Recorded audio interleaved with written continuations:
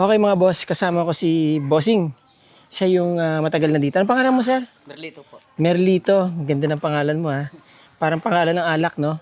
Merlito. Anyway, boss, ilan ang ano dito? Ano to? Gawin sanang ano yan, kondisyon na ng manok. Kondisyon na ng manok. Tapos, ito yung bahay. Opo. Oo. Okay. Ito, ano ito? Na parang kulungan. Ng babae yan. Sa mga manok yan? Anong mga manok? Mga inahin, mga sasabungin? Opo, mga pangsabong. Okay. And then ito, mga gansa. Masarap ba yan? Alright, by the way mga boss, sasamahan ako ni Sir Merlito dito sa Mango Farm. Ano? Napakaganda ng area. Ang daming puno. Nakita nyo, ang daming mangga. Okay. One thing about century-old mangoes, mga boss. Mas maganda, mas malalaki, at mas marami mamunga yung mga yan. Kahit mag-natural. Although hindi naman po lahat dito century-old, meron din po dito mga grafted kagaya nito. Ayan o. Ito. Sir, kasama pa to sa property. Hanggang dun pa yan. Okay. So, ibig sabihin, itong manukan ng kapitbahay, hanggang dyan lang. No? And then, nag-corner dun yung property papunta sa ilog. Tama? Opo. Ito, nandito yung ilog. Tumbok natin pag pinuntahan natin dito. Okay, sir. Tignan niyo yung mga bunga ng mangga dito, kinalabaw, oh. Ang lalaki. Oh, no? So, mga kinalabaw to, sir? Kinalabaw? Opo ito, lahat dito. Lahat dito kinalabaw. May mga piko kayo rito. Opo, dito banda. Ay, yung malalaki na yan, piko yan. Piko po yan. Yan, ang maganda ng sa mga piko. Kahit hindi nyo sprayan yan, ang dami mamunga yan. Opo, maano yan? Di ba? Grabe mamunga. Grabe mamunga yan, mga boss. Hindi nyo kailangan sprayan. Maganda rin ang presyo ng piko sa palengke. Di ba? Tapos ito, mahogany nitong nasa Gilid. Okay. So, mga boss, mula doon sa kalsada, ang haba po nito, tingin ko mga 150 to 180 meters. Tapos ito, ang haba nito, papunta sa ilog. Mga ganun din po siguro, mga boss. Kasi ilang hektare ito? 3 hectares? 3 hectares po ito, mga boss. Hindi naman siya kwadrado, no? Hindi kwadrado. May mga, may mga kumanto-kanto dito banda. Ano, boss? Ito mga pato na to, pag nabili to, malamang iwan na to mga to. Di ba? Pati yung caretaker, pwede ka rin ma-retain dito, di ba? Kung gusto nang makakabili. Tama ba? Kasi itong manok po, ako pa rin po nag-aalaga niyan. Ito manukan, ikaw rin nag-aalaga niyan sa kapitbahay. Okay. Ito sir, sa experience mo, gaano karaming mangga na harvest dito? Ilang kaing? Nung nakaraan kasing bago pa lang ako dito, ito pa lang itong puno na to, 10 na. Ito pa lang na puno na to, 10 kaing na. 10 nang na-harvest ko dito. Oh. Yung ano naman, halos hindi nila inaano to eh. Ini-sprayan. O, hindi, tsaka yung Natural bunga, lang. Hindi yung bunga, hindi nila halos pinapansin. Oo. Kasi sa sobrang dami nga, grabe Oh. yung bunga ito. Itong ano na to. So ibig sabihin, hindi pa ini-sprayan yun, grabe naman bunga. Oo. Okay, yung mga boss, ang laki ng potential, ano?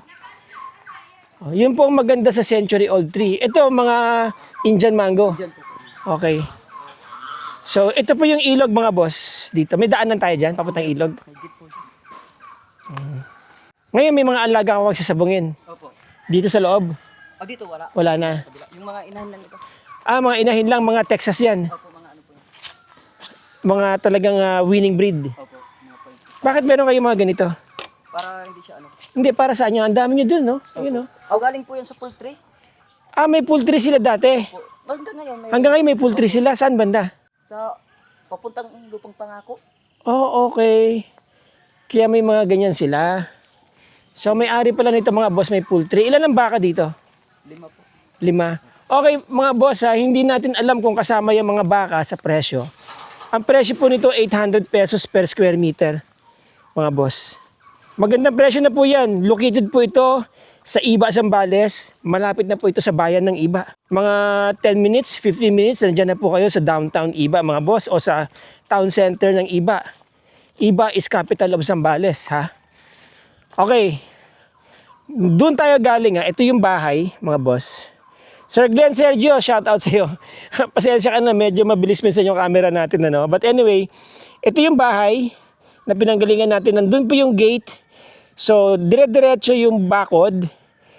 Alright? Pagdating doon, kumorner, ito na po yung corner, no?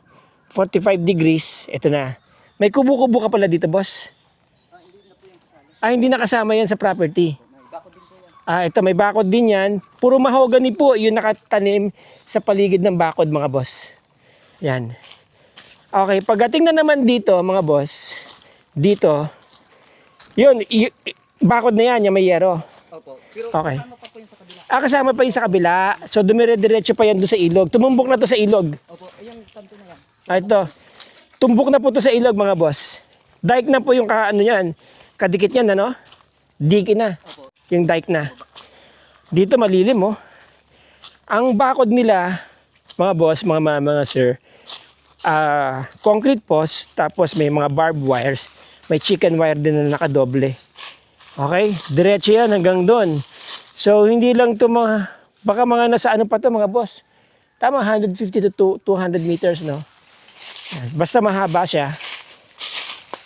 Beyond dito, sa binakuran na to, para lang kasi sa kalabaw, para hindi mahulog dyan sa dike, kasama pa po yan. Makapapansin nyo, dumire-diretso yung bakod hanggang dyan sa poste na yon sa dulo. And then mula doon, dike na, no? Ilog na may hagdan dyan, di ba? Opo, meron. May hagdan.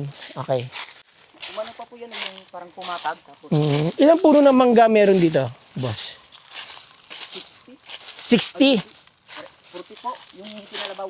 40 yung kinalabaw, tapos mga 10 yung 20 yung piko. Opo. Tapos 10 din yung ano. 10 naman yung Indian mango. Di nagsasawa ka sa mangga dito pag namunga yung mga yan. Tabo po. Sawa ka. Kasama pa to. Opo, kasama pa ito. Puntahan natin yan mamaya, mga boss. Tignan muna natin dito. Yan, pwede kayong bumaba dito. Ito kasama pa ito. Itong ano na. Kasama pa tong maliit na portion na to. Ang ganda to. Ayan, mga boss. Kasama pa tong portion na to hanggang dyan sa baba. Ayan. Yun. Ayos ah. Parang madudulas ako, boss. Wait lang ah. Ayan, mga boss. Medyo mahirap yung pababa kasi nakasapatos tayo eh. Alright. Sayang naman ang training natin sa Marines, di ba? Kargador. Ayun. Uy! Okay dito, mga bossing. Pwede kayo, may nahuli bang isda dito? Oh, meron po dito. Okay, anong nahuling isda dito? Ang luwag ng hagdan. Sa drone shots, mukha siyang maliit. Pero ang luwag ng hagdan, mga boss. Oh. May hagdan pa rin doon. Kasama pa rin sa property yan. Pati yung may bakod na yon. Ang ganda po yan. Doon na. Hanggang doon. So ito, ayun yan yun sa may drone shots yung tinuro mo kanina. Opo. Yun. 3 hectares to, mga boss ha. Eksakto, no? 3 hectares. Malinis ang tubig. Medyo malalim to, no? Opo, malalim po yan. Kaya ganyan ang tubig. Gaano kalalim to? Lagpas tao? Ay, hindi lang po. Baka limahin ako. Baka hindi. 5 tao? Ang lalim. Malalim po yan.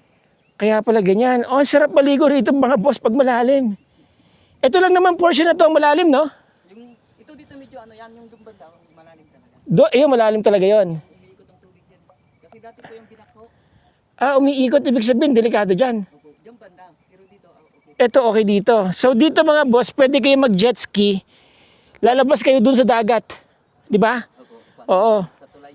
Oo, dun sa may tulay. Actually, may isang tulay dyan, may pangalawang tulay dyan. Ngayon, yung tulay dito, napapasok dito galing sa National Highway, may dadaanan din kayong tulay doon, tapos another tulay papasok dito sa Tambak.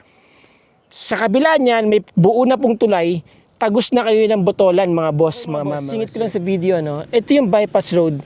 Palabas niyang Botolan na po yan. May mga dumadaan na dyan. Andyan yung National Highway, property, papunta doon. Yan yung kalsada. Pag ganun. So halimbawa, nagkaroon ng aberya dyan sa area na yan, di ba? Naputol yung tulay. Halimbawa doon, wag naman mangyari. Meron pong isang kalsada na magagamit or detour or another route para makapunta kayo sa inyong property. Meron ng ano dyan, pwede nang dumaan yung motor. Patapos na po yan and siguro mga few months from now, may kalsada na yan, makakadaan na yung sasakyan. So halimbawa magkaroon ng aberya sa kalsada doon sa National Highway, meron kayong alternative route or route papunta dito sa property nyo, di ba? And then ito, attraction to mga boss. Pwede kayong maglagay ng mga cage dito para sa fish. Pwede kayong mag-alaga ng isda dyan. At the same time, sabi ko nga, pwede kayong mag-kayak or jet ski hanggang dun sa dagat, explore nyo hanggang papunta dun. Papunta na yan saan, boss? Quarry na po yan. Quarry na doon. Okay. So, ang ganda ng lugar, ha? Wala kayong magiging problema sa source ng tubig pag nagkataon. At hindi to binabaha, di ba? Hindi po. Kasi kita mo naman, ang taas. Ang laki ng dike, mukhang hindi naman tinipid to. Nung nagawa to, hindi pa uso yung flood control scandal, no? Matagal lang nagawa to, no? Ayun. Kaya makikita niya maganda yung quality, mga boss. Di ba? Medyo nahihiya pa mangurakot yung mga nasa DPWH noon. Pero nung ginago sila ng mga politiko, syempre, ginago din nila yung mga projects. Di ba? Ginago ninyo yung mga contractors. So, ginago din nila yung mga projects. Kasi, syempre, lahat yan gustong kumita. Tama? So, hanggang dito yan, mga boss. Kanila pa rin yan.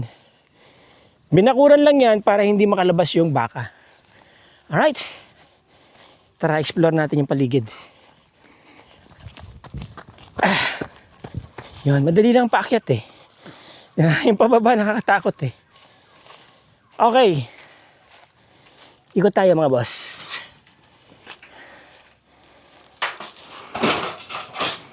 Alright. So again, umikot na tayo. Doon tayo galing. Sir Glenn, pasensya na. Mabilis ang camera.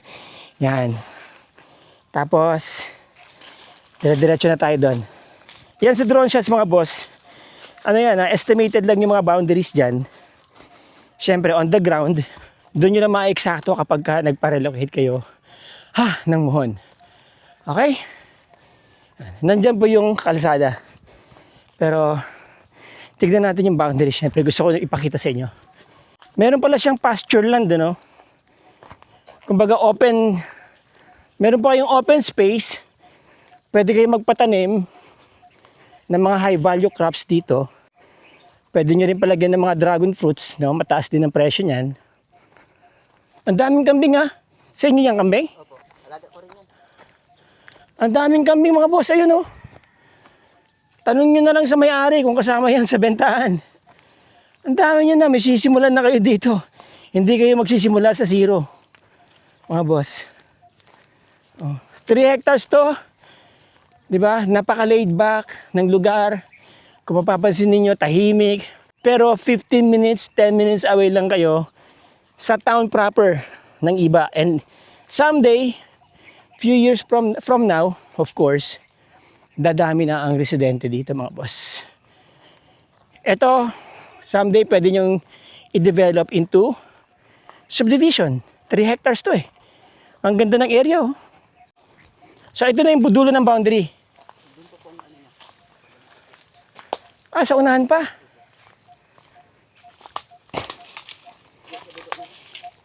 Okay, mga boss. Dito meron kawayan, no? Merong ano dito. Ano yan? May tubig yan kapag umuulan. Opo, pag umuulan. Pag umuulan, no? Okay lang. Kasi kapag umuulan, mga boss, ito namang area na to, pwede nyong gawan ng catch to, anong tawag doon? Water impounding, no? Pwede kayong maglagay ng tubig dyan, tapos mag-alaga kayo ng mga isda.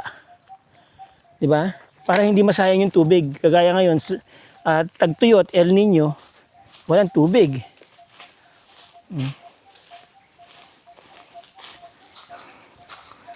Yun.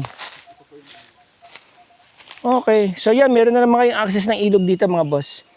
So yung total area ng haba ng ilog na nakadikit sa ilog na yung boundary, siguro mga nasa ano po yan, 60 meters. Okay? So mahaba. Doon tayo, boss, sa kabilang dulo, doon sa marapit sa kalsada. Haba. Laki nito, mga boss. Walking distance na naman tayo. Pero syempre, halimbawa kayo nakabili nito, no? Ito yung makikita niyo exactly kung ano yung pinapakita ko sa inyo ngayon. Yan. Okay? Yan. So, doon pa, sir. Okay. Doon tayo galing, mga boss. Ayan. Yun yung ilog, no? Yung corner. Pumaganoon. Saan ang bakod? Yun. Saan? Yung sa taas pa yun, sa taas. Ayun, nandun pa yung bakod. Sa taas pa yan. Papunta pa yan doon? Pag ganun po siya yan. Saan? Pumili na siya dyan. Ganon, tapos Maluwag pa yan dyan. Tintin. maluwag pa dito, konti. O mga boss, hindi na tayo pupunta dyan, ano? Kapag apan na actual tripping, yun, doon yun na lang tignan. Anyway, malaki to kasi 3 hectares po ito. Ito, tinutumbok natin papunta kalsada to. Boss, papunta kalsada to. Ito ng kalsada. Yung kanto ng kalsada, oo. Okay, puntahan natin. Tapos daan tayo sa harap. May labasan doon? Akyat po sa bakod. O, sige, akit tayo sa bakod. Wala namang kuryente yung bakod. Okay. Saan tayo dadaan? I-guide mo ako.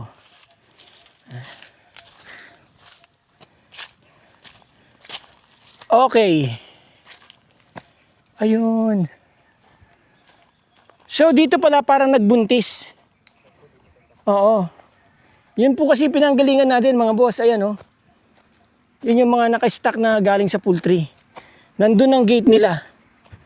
Okay? Ito po yung corner, mga boss. Kalsada yan. Dirt road, no? Pero hindi siya, pangit. Maganda yung kalsada. So, dito po magsisimula yung kalsada. Actually, ito na i-vlog ko po ito. Ano po yan? Almost 4 hectares din yan. Ilalagay ko yung link dyan sa video nila yan. For sale din po yan. So, ito, yung bakod, diretso dun. Puro mahogany nga po yung yung nakatanim sa paligid ng bakod. Yan. Yan. Tapos, ayun na po yung gate. Hindi tayo makakakit ng bakod, boss. Baka sumabit yung yag balls dito. Mahirap na. Matetano. Sayang ang lahi. Di ba? Yan yung gate na pinasok na yung mga boss. Hanggang dun. Yun yung poste na yun, yung pinakabakod niya. Yan na, diretso na dun. Okay? Alright, so mga boss, yan yung property. Pag ganun, no? May kapirasong kalsada, pero maganda siya, accessible siya. Siguro, mula doon hanggang doon sa kabilang dulo, that is about mga 50 meters po yan to 60 meters. So, umikot kami, pag ganun. Alright. And then yun. And then ito na. Okay, so, there you go mga boss. Ang property is 3 hectares. Ready to transfer po yan. Secured ang inyong investment dahil may titulo po ito. Meron kayong river backyard, di ba? Or may river kayo sa likod. Very accessible. Actually, yan dirt road na yan. Kapiraso lang yan. Then cemented road na uli yan. All the way going to downtown or town center ng Iba Zambales. Very laid back ang setting. Farm na farm ang dating mga boss. Pero malapit kayo sa town center. Okay, malapit kayo sa mga essentials. Malapit kayo sa hospitals, universities, di ba? Mga butika, okay, malls. Tapos magtatayo pa ng malls dyan. And besides, yung kabilang area, yung Govic, 17,000 na po per square meter doon. Pero dito, 800 pa lang per square meter. Malaki nga lang yung cut.